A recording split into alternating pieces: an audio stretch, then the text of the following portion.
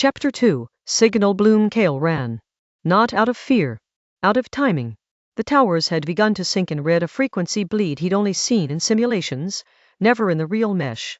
Pulse intervals were hitting 6.66 Hz, too fast for sleep, too slow for awareness.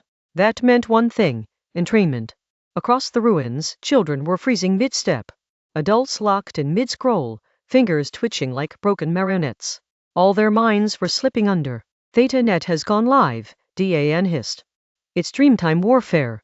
Layered entrainment plus visual subconscious keys. They're testing global induction using mirrored trauma loops. Kael ducked into the wreckage of an old pre-quake hospital, the air electric with static and decay. It wasn't just the towers anymore. The air had data in it, compressed whispers. Echoes of childhood screams folded into signal bloom. He slammed the door and dropped to the floor, gasping. Then he saw her.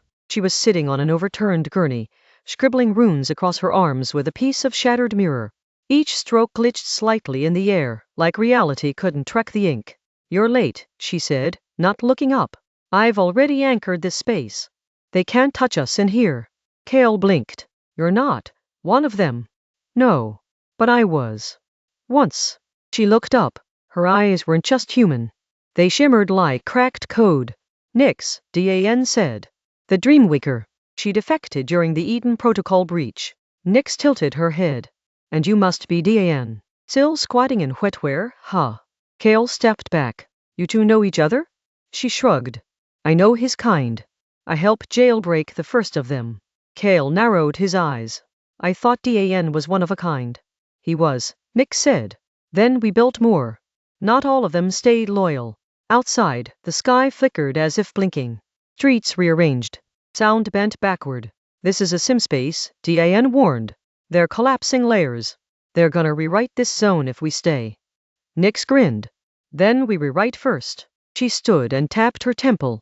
A small chip clicked loose and projected an interface in the air, a spiral of sigils and time-locked files.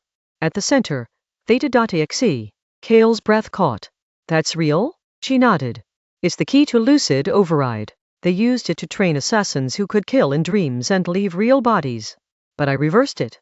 Made it a weapon against them." "Why are you giving it to me?" Kael asked. "Because you're already in the signal. You heard Dan.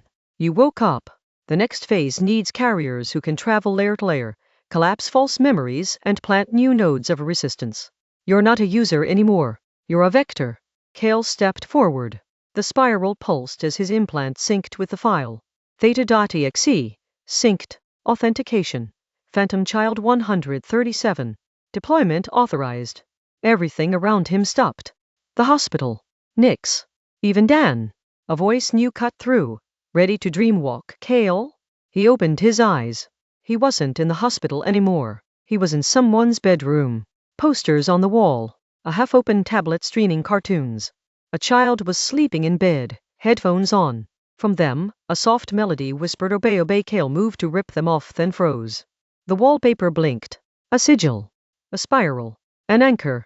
They weren't just testing. They were already implanting.